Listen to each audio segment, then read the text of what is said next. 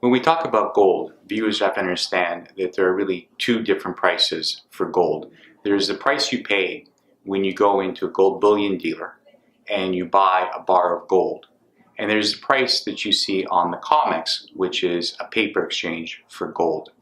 Today, in mid-2015, as I'm recording this, if you were to walk into a gold bullion dealer and try to buy a solid bar of gold, you will pay one of the highest premiums ever in respect to that bar of gold.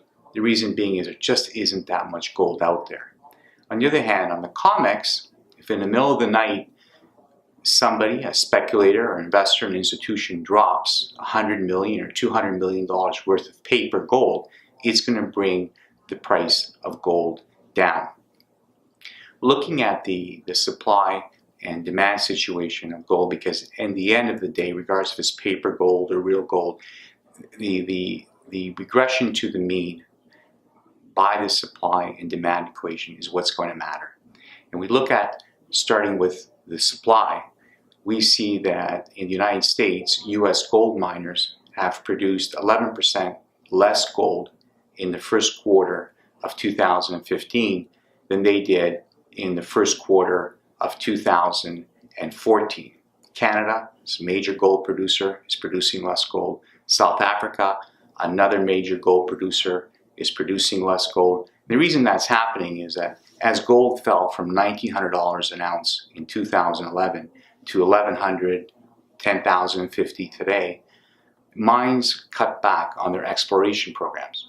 As they cut back on their exploration programs, we have less gold today that's being mined.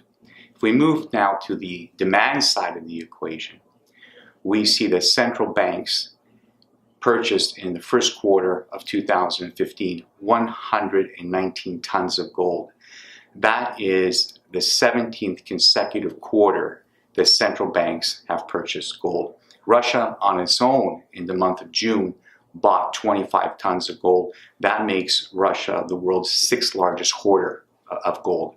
If we look at the consumer side, we see that in India, in the first quarter of 2015, they bought 15% more gold than they bought in the first quarter of 2014.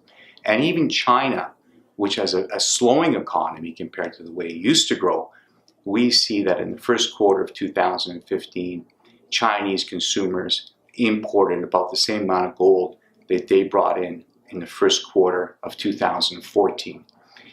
Over a 5-year average, they actually imported 15% more gold in the first quarter of 2015.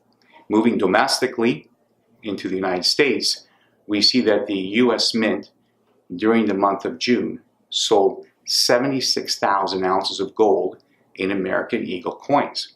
That's a 250% increase from May of 2015. So the demand and the supply, where you have such a strong demand happening and the supply is actually contracting, for those two reasons, I believe that the prices that we see in the market for gold will only increase in the months ahead.